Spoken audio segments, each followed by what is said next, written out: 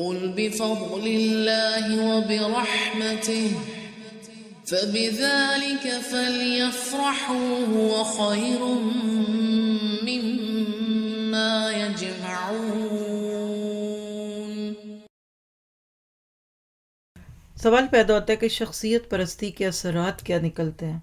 جب لوگ کسی ایک ہی شخصیت کے سحر میں کھو جاتے ہیں اور دوسری کسی ہستی کی طرف کان نہیں لگا سکتے، کسی کے آستانے پہ نہیں جا سکتے۔